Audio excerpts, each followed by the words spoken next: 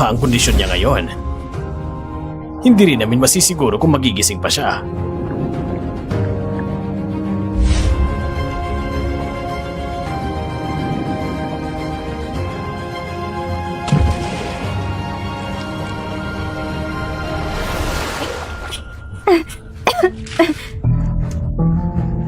Ayaw mo na bang mabuhay? Hindi ko akalaing ganito ka pala kahina, Attorney Sia. Tapos na ba ang misyon?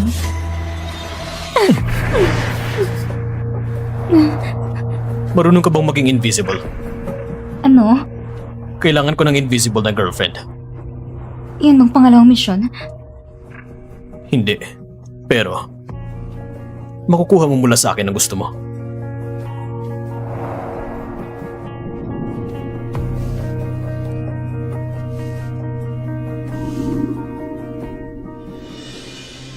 Kapag nakaisip ka ng bagong misyon, kontakin niya lang ako. Aalis na ako. Hindi ko inaasahang si Attorney Sia ay hindi lamang mahina, pati napakawalang awa. Ito bang ugali mo bilang girlfriend? May gusto ka ba sa akin, Mr. C?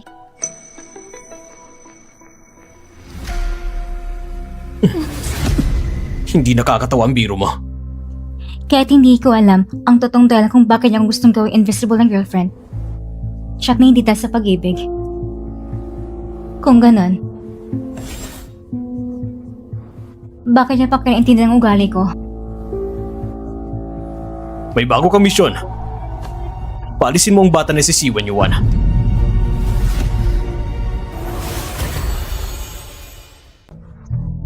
Patayin mo ang bata ni Siwen Yuan. Patayin? Oo, gusto kong kumita ng pera. Pero natatakot din ang pagbayarin to. Mula nung pinili mo makipagtulungan sa akin, wala ka ng atrasan. Hindi pa ipinapanganak ang bata. Sa legal na pananaw, hindi ito itinituring na pagpatay. Pareho naman tayong matatalinong tao. Alam mo naman ang panganib at kahihinatnan mo. Kung malaman ng matanda na malapit na siya magkaroon ng apo, kung ganun ang pera, malaki ang posibilidad na mapunta lahat kay Bunso. Kapag dumating ang oras na yon, wala akong kahit ano. Paano ko pa mababayaran ang napakataas mong bayad? At ang kapatid mong babae, hinihintay pa rin ang perang ito, hindi ba? Chunwan, bakit hindi mo sinabi kay Miss Sia na nung nagkaroon ng aksidente ang pamilya niya, ikaw agad ang tumawag ng ambulansya kaya nailigtas ang buhay ng kapatid niya? At pagkatapos, magpapasalamat siya sa akin? Sheng, nakalimutan mo na ba na sa pagkamatay ng mga magulang niya, may bahagi rin akong kasalanan? Ayoko lang na magkamali ang tingin niya sa'yo. Sa huli ano? Ang gusto ko'y paghigante. At gusto niya ay pera. Ginagamit lang namin ang isa't isa. Yun lang.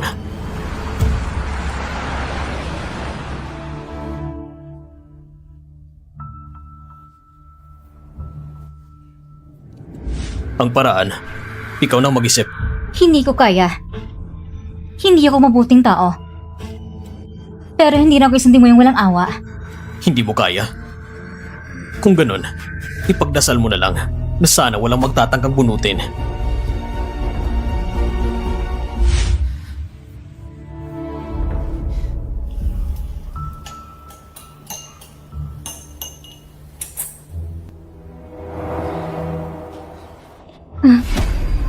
Sanshao, Ayos ka lang ba?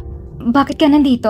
Dinala ko to para sa'yo. Nahihirapan ka buong araw. Hindi ka pa kumakain hanggang ngayon. Ito ang bird's nest soup. Ako na magbibigay nito kay Xingyu.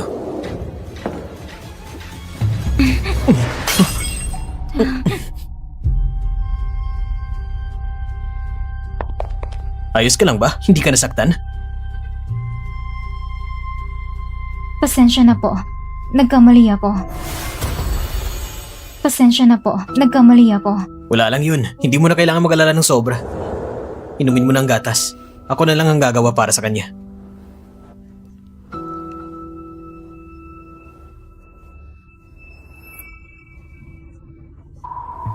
Hindi na tayo kaya kong gawin. Ang bagay na nakakalason, hindi ako magaling dito. Magandang araw po sa inyo. Maraming salamat sa inyo lahat sa pagdalo sa engagement party namin ni Xingyu. Bago ang lahat, may isa akong gustong ipahayag sa inyo. Isang masayang balita. Si Xingyu ay nagdadalang tao ng anak ko.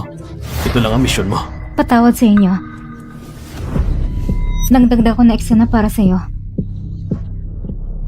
Xingyu! Naging tapat ka pa pa sa akin? Patient? Engage ka na kayang Master C. Saan mo ilalagay ang anak natin? Saan mo ilalagay ang anak natin? Sino ka ba? Sino ako? Hindi ba sinabi ni Chiyu sa'yo? Ako naghihirap na boyfriend ng fiancé mo. At ngayon ang nasa tiyan niya. Anak ko yan! Patient, tigilan mo na yan. Umalis ka na. Aalis ako. Pero ibalik mo muna sa akin ang anak natin. Gusto mong dalhin ang anak ko at pakasalan siya, Master C? Kalokohan! Pa! Nakakahiya! Sabi ko na noon sa'yo na hindi kahit anong babaeng pwede pumasok sa pintuan ng pamilya ko. Ngayon din, kaladkarin mo siya palabas. Pa! Hindi pa natin alam ang buong pangyayari. Ano pa ba ang dapat alamin? Yung proyekto sa Wangang District. Paano mo ako mapapaniwala na maaasahan kita?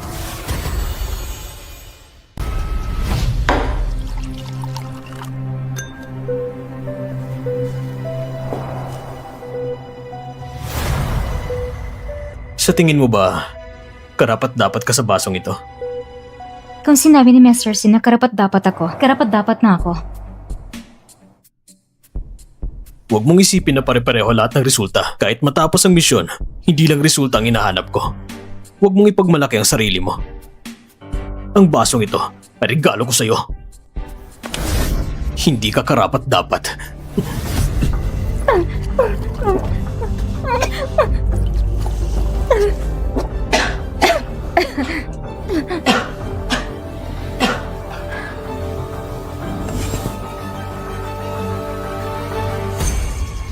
Nagdagdag ka pa talaga ng panauhin para sa palabas na to. Isang buhay na tao. Kayang buhay ng isang vision sa isang eksena lang. Pero, Alam mo ba nang ginagawa mo ay magiging kaparusahan sa hinaharap? hindi. Ang bata ng isang vision, hindi mahanap. Bakit? Pinapatay ka ng isang batang hindi pa ipinapanganak. Ganun ba talaga kahirap? O baka naman, gusto mong maging mabuting tao? Hindi ako mabuting tao. Bilang isang abogado, humawak ko ng kasong hindi dapat kinahawakan. Tinanggap ang perang hindi ko dapat tinatanggap. Nadama yung mga magulang ko. Nadama yung kapatid ko. Dapat ka mamatay na lang ako.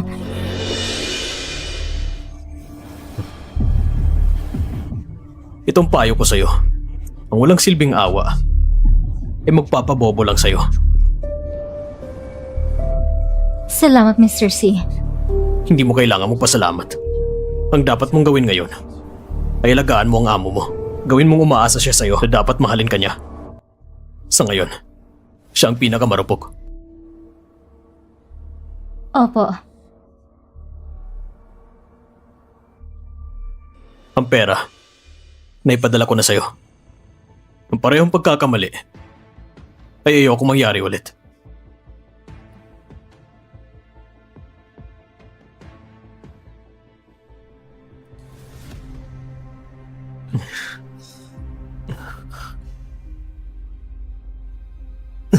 Juan, sabihin mo nga. Nadawit ko siya sa plano ko ng paghihigante. Nagkamali ba ako? Akala ko noon, magkatulad kami. Pero ngayon, mukhang ako lang ang tunay at lubos na masamang tao. Nga pala, nahanap na ba yung may pilat na mata? Wala pang balita sa ngayon. Sa tingin niyo ba ang tawang ito ay may kinalaman sa aksidente? Lumabas siya sa lugar ng insidente, pero parang hindi siya outsider. Kaya siya ay napakahinala.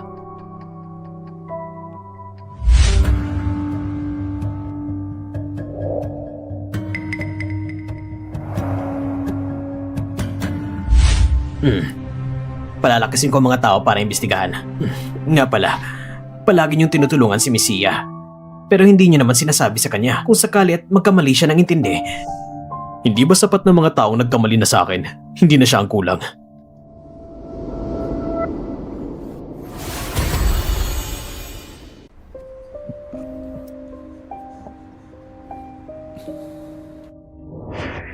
Mr. C, lasing na po kayo.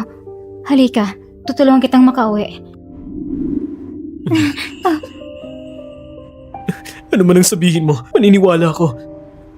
Basta hindi mo lang ako iiwan. Dapat sana, ngayon ang pinakamasayang sandali sa buhay natin. Ako ang may gawa nito. Xingyu. Xingyu. Mr. C, lasing na po kayo. Dadalan ko po kayo sa kwarto. Xingyu.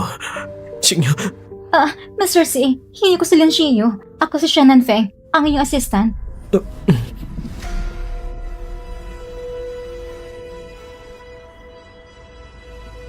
Pasensya na, Nanfeng. Lasing lang ako. Walang problema, Mr. C. Kukuha na ako ng tubig para sa inyo. Hindi na kailangan. Pwede mo ba akong samahan sandali?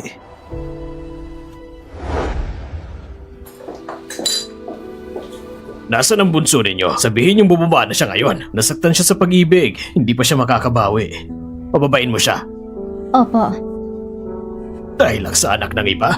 Bakit pa siya magdadrama ng ganito?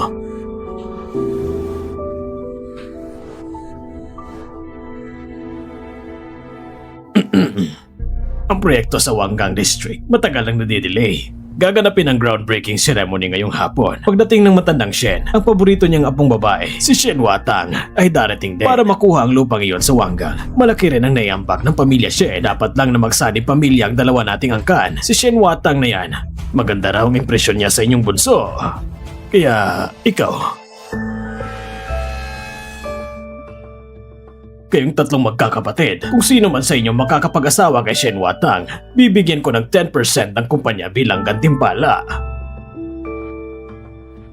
Ang proyektong Wangang District na ito, matagal na itong hawak ni Hao Xiang. Kung ganon, ipapaubaya ko na ito. Xingyu, hindi pa kayo pwedeng pumasok. Pitawan mo ako. Sino bang nagpapapasok sa kanya? Palisin niyo siya! Wing Yuan, patawad sa'yo. Xingyu, bakit ka nandito? Sino nagpapasok sa kanya? Palisin niyo siya! Narinig ko, hindi ka makausad. Wing Yuan, hindi karapat dapat ang ganito sa'yo. Para sa isang babae, araw-araw pa rin ganito ang sarili mo. Huwag mong alalahin ng kumpanya. Ang Wangang District, huwag mo na rin hawakan. Ipapasa ko na lang sa ikalawang kapatid mo. Mga tao, itapon yung babae ito palabas. Hindi ito usapin ni Wing Yuan. Ako ang may sala. Sa totoo lang, Xingyu, ano ba talagang gusto mong sabihin? sa totoo lang. Sa kanyang Master C. Xingyu, bakit mo tinuturo ang kapatid ko? Sa kanyang Master C. Siya nang patama sa papa ko mula sa scaffold. At nabara isang paa niya. Pinagbantaan pa niya ako. Sabi niya, kung hindi ko gagawin, sa susunod, hindi na kasing swerte yung papa ko. May ebidensya ka ba? May silya siya sa itaas.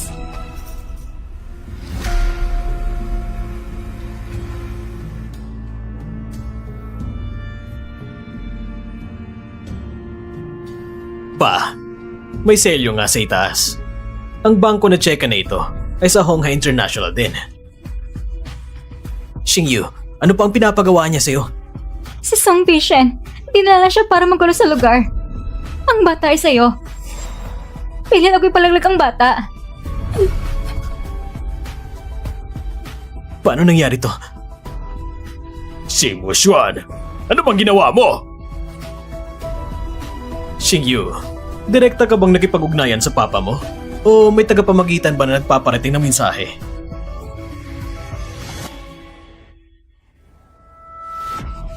Shannon Feng, hindi ko pwedeng hayang malinis ka rito.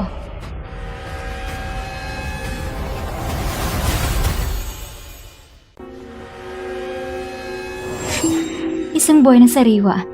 Isang eksena lang mula kay Song Bishen ang makapagligtas nito. Kung gagawin mo ito, magkakaroon ito ng masamang bunga. Ang bata kay Song Bishen, hindi yan malalaman. Sa palabas na to, si Song Beishen lang ba ang kasama? Lumalaban na si Lian Xingyu ang totoong problema. Lin Xingyu. Tinanggap mo ng pera pero nagbaligtad ka pa. Mukhang 2 beses ka palang binayaran. Kuya, ikaw talaga? Dali ng pamparusa ng pamilya! Papatayin ko ang halimaw na ito! Papatayin kita! Papatayin kita! Papatayin kita, hayop ka! Nung una, dapat hindi na sana kita kinuha mula sa ampunan! Sisimu siya na isang demonyo. Pinahamak niya ang anak ni Bunso. Pa, saktan mo ba siya? Papatayin kita! Papatayin kita! Kung alam ko lang noon, hindi ko dapat hinayang ipinanganak ka ng mama mo! Kayo mag-ina ay puro kamalasan! Ganun ba? Ganun ba? Simo Juan, sobrang nakakadismaya ka. Ang dati ko pang plano na ibigay ang proyekto ng Wanggang District sa'yo.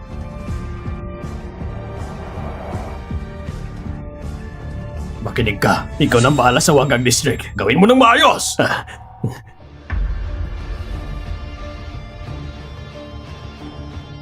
Simo Juan, ngayong gabi, lumuhod ka sa hardin at hindi ka pwedeng tumayo! Kung hindi, lumayas ka sa pamilyang si!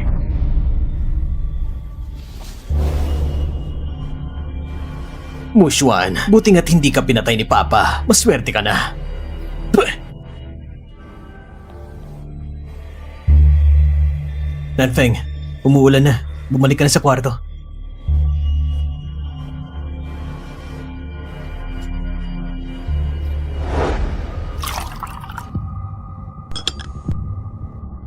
Si Lin Xingyu talagang naka-jackpot ngayon. Nagpanggap sa drama, nagpakasal sa'yo at kumita ng pera. Ngayon, pinaatake pa niyang kapatid natin. Kumita siya ng isa pang bayan. Magsisisi ba si Mushuan? Sino ba kasi nanganak sa kanya? Si Papa. Maniniwala pa ba sa kanya? Kapatid, naririnig mo ba ako?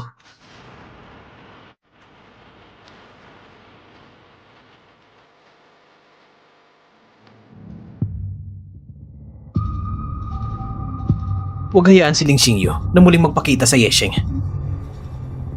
Hindi ba parang galing sa bibig mo na isang kilalang babaero mga salitang yan? Isang piyesa lang sa laro. Iiwan pa ba na parang gawing sabaw? Bunso, ang batang dinadala ni Ling Xingyu, hindi talaga sa'yo. Kung hindi lang lumitaw si Song Beishen, matagal nang patay ang batang yon. Plano ko nga sanang ibigay ito kay Mushuan.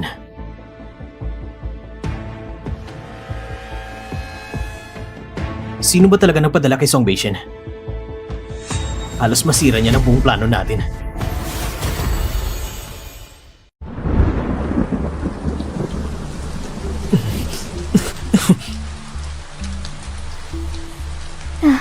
Simo siya. Ang pakiramdam ay dapat tungkol sa pagpapalabas ng galit. Bakit niyo kayo tiisin ito?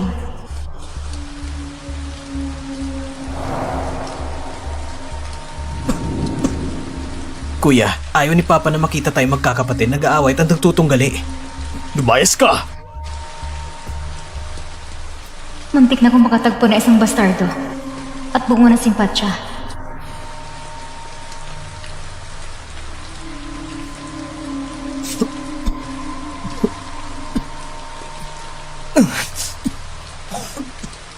Hindi pa nga siya pinapatayo. Umalis na siya. Isang ulan lang naman yun. Hindi pa siya mamamatay. Bakit ba sobrang gusto mong mamatay siya? Magkapatid kayo. Isang dugo ang dumadaloy sa inyo. Kailangan mo maging katulad ng bunso ninyo. Kagabi, siya pang lumapit sa kanya para payungan siya. Gantihan ng kabutihan ng kasamaan. Yun ang dapat gawin ng totoong lalaki. Pa, kailangan ko munang pumasok sa kumpanya. Pumunta kagad sa Purple City Rose. Bilisan mo.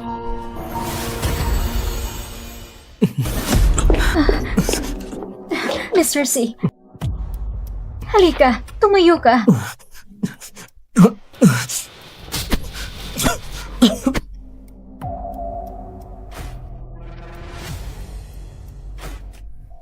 Maglagnat ka nga. Ang gamot, nasa pangalawang cabinet sa storage. Kailangan pumunta sa ospital. Ang gamot sa sugat, yung hydrogen peroxide. Kunin mo na. Kailangan pumunta sa ospital. Bilisan mo!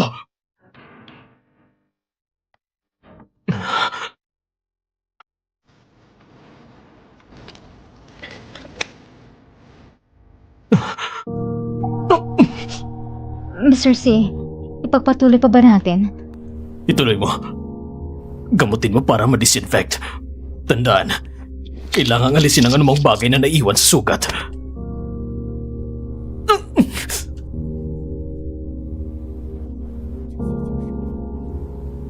Paano siya nabusabay ng pamilya C?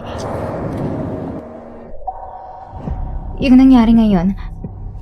Salamat, Mr. C. Tayong dalawa ay parang dalawang bala na nakatali sa iisang lubid.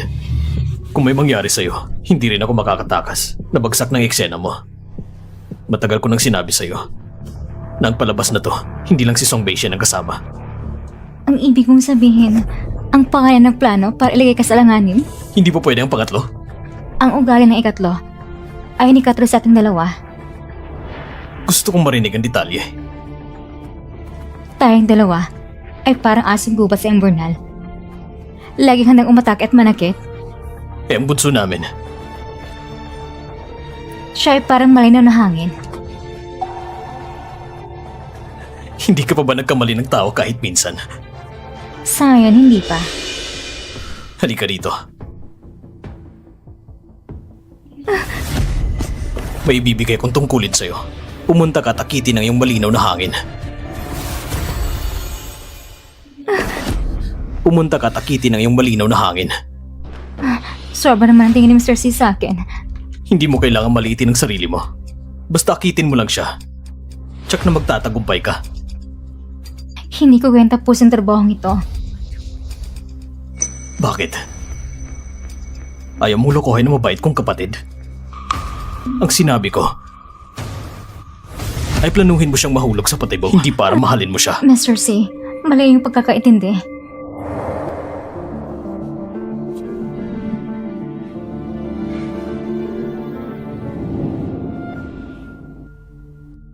Kailangan mo makalapit agad kay Siwen Yuan at pasayahin mo siya.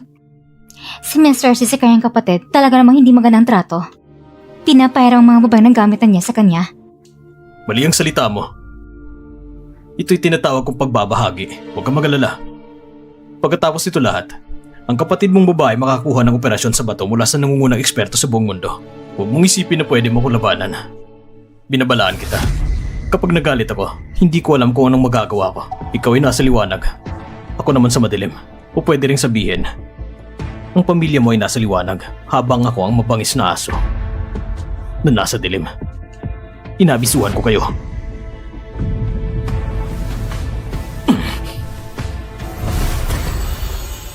Ipinapahayag ko, ang proyekto sa Wangang District ay buong pananagutan ng panganay kong anak, si Xi Yunfeng.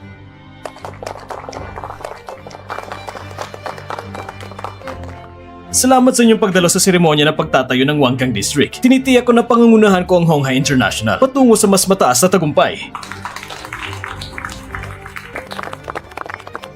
Watang, matagal mo nang hindi nakikita si Yunfeng, hindi ba? Watang, kumusta? Ako si Yunfeng, hindi mo ba ako nakikilala? Pero ako nakilala kita sa gitna ng maraming tao. Agad kitang nakita sa isang tingin lang. Ikaw ang pinakamatingkad at pinakamaganda dito. Ha, parang bata ka pa rin marunong magsalita.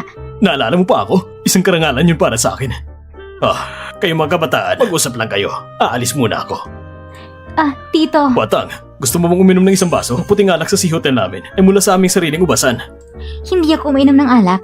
Ah, tama nga. Dumating na rin ba si Siwen Yuan? Watang! Tumingin ka naman sa dinadaanan mo. Ikaw? Hoy, ikaw may anak ng pamilyang Si? Si Mo Chuan, naaalala kita. Kung bakit ikaw ang pinaka-hindi pinapansin sa buong pamilya Si. Ano bang kinalaman mo? Nabangga mo ako at natapon ako ng alak. Ano? May kinalaman ba yun sa akin? Mukhang mura naman ang damit na ito. Kung natapon na. Isa lang doon sa buong mundo at sinasabi pang mura ito? Ang pagiging natatangi ay hindi nangangalog ang bagay sa'yo. Ikaw? Magbabayad ako sa'yo. Wala akong damit na nagugustuhan. Pero kung sasabihin ko na ako mismo ang nagdisenyo nito, Ikaw mismo nagdisenyo?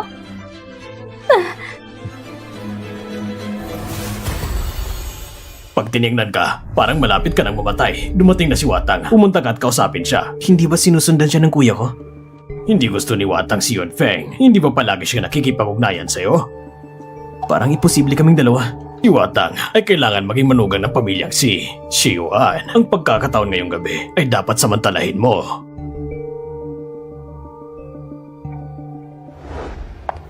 Mr. C.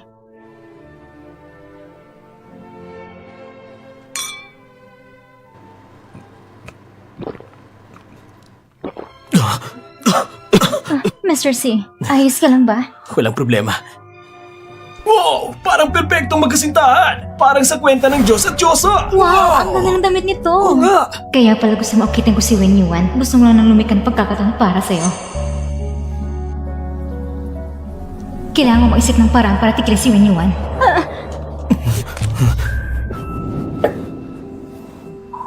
Ayos ka lang ba?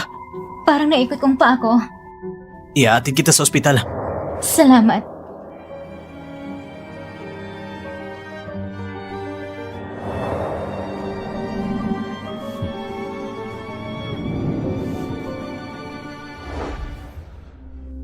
Ang babae ngayon ay assistant ni Wen Yuan. Nagselos ka ba? Bakit ako magsiselos? Nabalitaan ko lang na hindi basta-basta babaeng ito. Dati siya isang kilalang abogado. Ngunit, nakasagasa siya ng tao at namatay ang kanyang pamilya. Talagang malas na babae. At palaging pinag-uusapan pa sa likod niya ang mga taong mayayaman. Dapat lumalayo sa mga chismosa. Ikaw? Anong ginagawa mo? Ang hikaw mo, hindi bagay sa damit na ito. Ibabalik ko sa'yo sa susunod.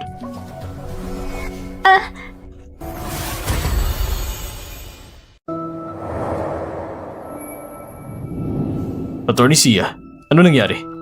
Natapilok ang paa niya. Sabi ng doktor, 100 araw bago gumaling ang litid at buto. Ang bunso kong kapatid, talagang kaibigan ng kababaihan. Sa lahat ng babae, napakabait at malalaanin.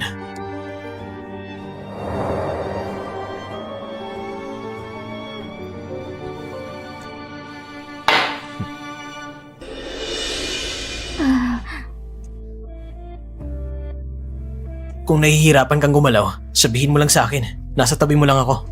Salamat, Mr. C. Walang anuman. Magpahinga ka na. Mr. C, ang mukha mo. Anong meron? Kanina, parang nadikit ang lipstick ko sa mukha mo. Walang problema. Mahirap tanggalin ang lipstick ko. Kailangan ng makeup wipe. Ayos lang talaga. Ako na magtatanggal sa'yo. Bayad na sa kabutihan mo. Sa banyo ba?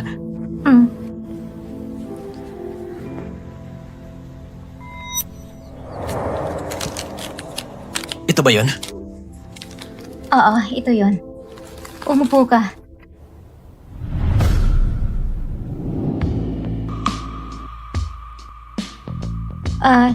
Lumingon ka ng kaunti.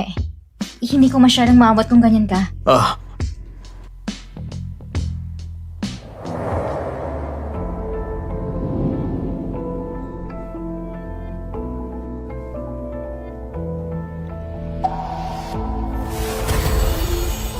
Magpahinga ka na. Good night. Good night.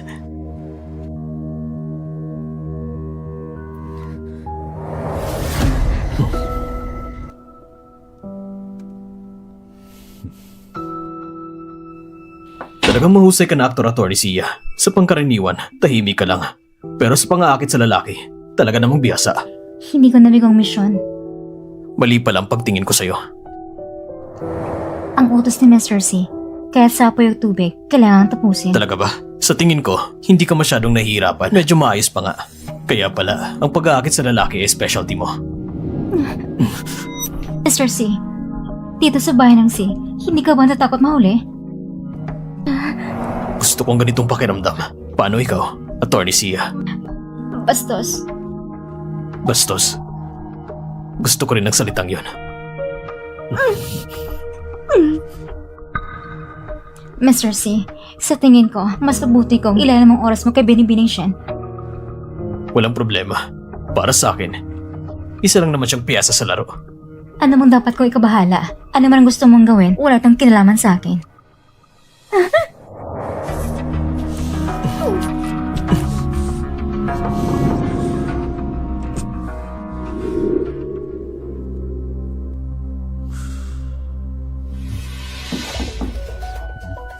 Nanfeng, gising ka na ba? Oo, kakagising ko lang. Kumusta ka? Gusto mo ba na papasukin ko rin siya? Mr. C, may kailangan po ba kayo? Nandito lang ako para tanungin kung maayos ka na ba. Masakit pa bang paa mo? Okay lang, hindi na namamaga. Pwede bang pumasok para tignan ka? Bakit, Nanfeng? Ano nangyari sa'yo? Nung bumaba ako ng kama kanina, masakit pa rin ang paa ko. Mag-ingat ka. Kung hindi ka okay ngayon, huwag ka munang pumasok sa trabaho. Magpahinga ka muna. Okay lang ako. Bakit hindi ka kumibo kanina? Ha? Dahil ba sa sobrang sarap? Mr. C, dapat ka nang bumalik sa kwarto mo. Mamaya, magising na ang lahat.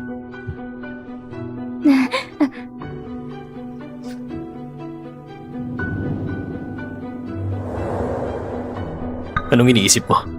Anong ibig niyo sabihin, Mr. C? Bibigyan kita ng regalo. Pero itong regalo, kailangan mong isuot. Sa totoo lang, magandang ginawa mo nito mga araw. Ang bunso kong kapatid, nahulog na ng gusto sa'yo. Anong balak mong gawin sa susunod? Wala kang kailangan gawin. Ang kailangan mo lang, paasahin mo siya.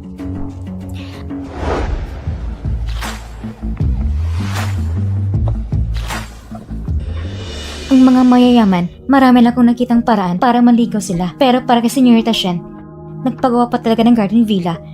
Ngayon ako nakakita ng ganito. Ngayong araw magpo-propose ang panganay kay Senyorita Shen. Hindi ko alam kung darating ang pangalawang kapatid ko. Nandun siya.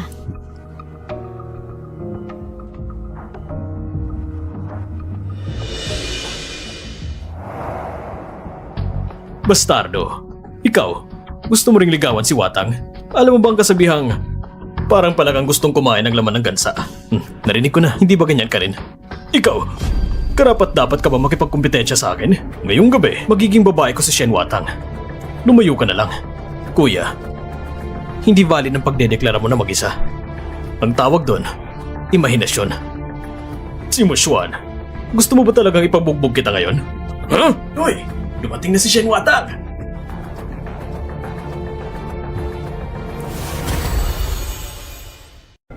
Hoy! Dumating na si Shen Watang! Watang, maligayang kaarawan. Salamat. Napakabait mo naman. May maliit pa akong sorpresa para sa'yo.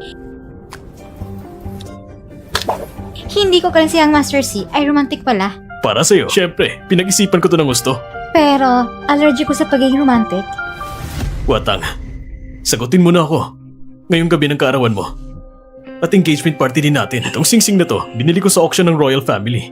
Pinagawa ko pa sa isang master jeweler. Watang, nakita mo naman ang sincerity ko. Kahit mga bituin sa langit, kukunin ko para sa'yo. Kukunin ng mga bituin? Pero alam mo, may kapalit ang pagkuha ng bituin, di ba? Muchuan, huwag kang gumawa ng gulo dito.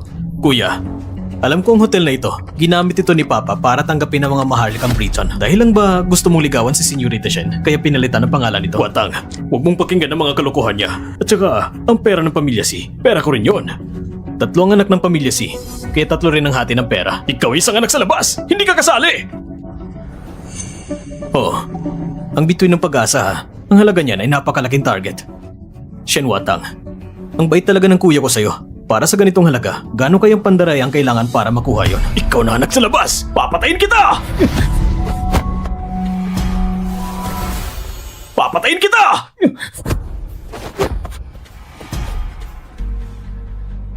Shen Watang, kung akong nasa posisyon mo, sasagutin ko na siya. Pagkatapos ng lahat, nakagawa na siya ng malaking gulo. Dating ng panahon, ikakabit ka pang pantakip. Si Yunfeng, para ligawan ako, ginamit mong ponong ng kumpanya nang walang pahintulot. Kung papayag ako, saan ko ilalagay ang ng pamilya Shen? Watang, tapat ang puso ko sa'yo. Huwag kang makinig sa batang yan. Sinusubukan lang niya ito ang pag-awayin. Lumapit siya sa'yo para lang gawin tungtungan ka.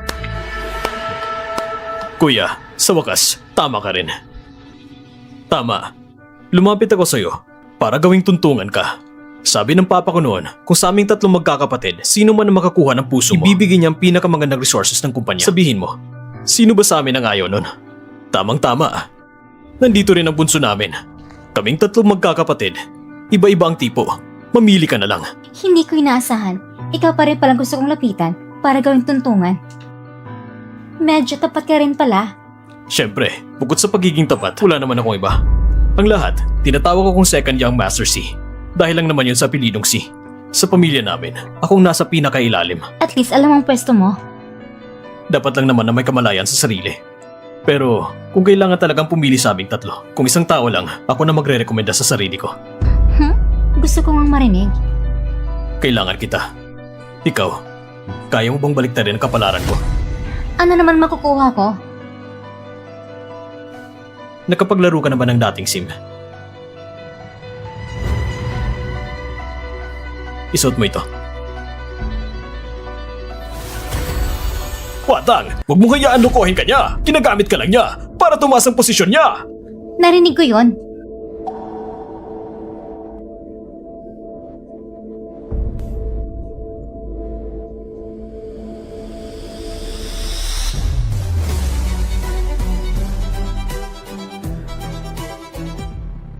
Congrats sa'yo, ginawa mong tamang pagpili. Sana, hindi mo ko bibiguin. Ang linyang yan, dapat ako magsabi sa'yo. Sana, sa pagkakaroon ko sa'yo, hindi na ako yung bata na hinahamak ng lahat.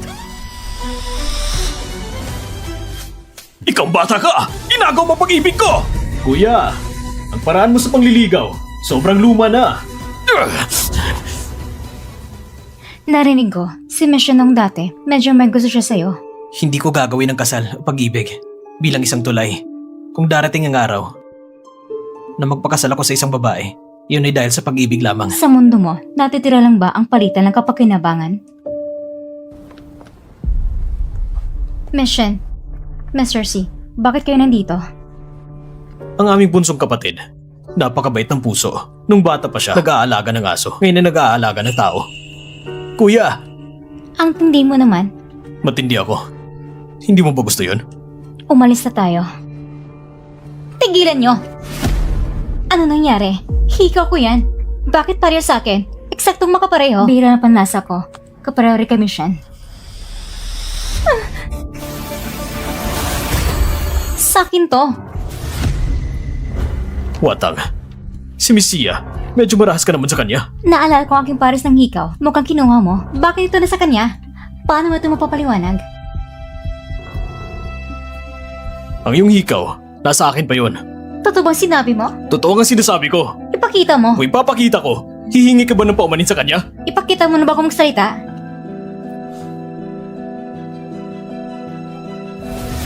Ito, Shen Watang, medyo mabangis ka naman. Nasaktan mo si Nanfeng nang hindi nagtatanong. Ngayon, humingi ka ng paumanhin. wag na. Ayos lang ako. Hindi pwede. Dumudugo ng tenga mo. Akala mo ba kaya mong dalhin ito? Huwag mong isipin na kung kaya mong bilhin, kaya mo rin dalhin. Humihingi ako ng paumanin para sa kanya. Pero bunso, medyo masyado kang nainis.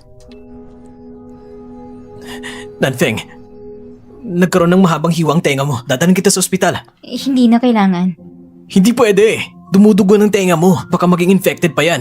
Tara na.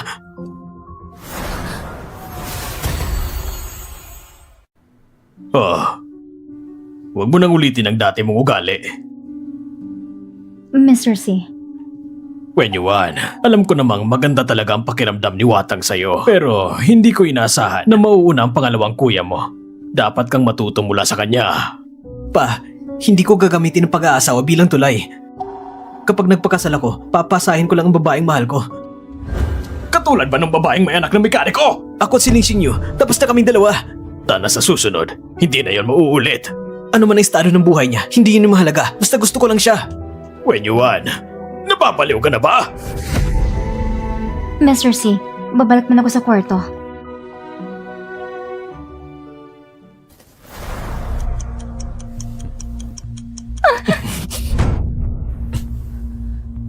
Mr. C, gabi na. Pumunta ka pa sa kwarto ko. Hindi ka ba natatakot na magkita ng iba? Magaling ang pamamaraan mo. Nakita ko yun. Medyo kinakabahan si Wenyuan. Mr. C, nahirapan ako sa baktakbang. Bakit pa ba kinabigyan ako ng isang kaaway na katulad ni Michelle? Nagsiselos ka ba? Kaya may pakiramdam ng panganib. Si Shen Watang nasanay sa pagiging anak ng mayaman. Hindi ko hahayaan na sa aking ulo ay makokontrol niya ako. Naiintindihan mo ba? Ako ay aso mo. Kapag kailangan mong kumagat, ilalabos mo lang ako. Bakit? Nagsiselos ka? Kung ang isang halik ng selos ay 1,000,000, kumalang ilan pa, hindi rin imposible. Gusto ko lang amuyin. Ang halik ng selos na ito. Kung talaga bang totoo ito.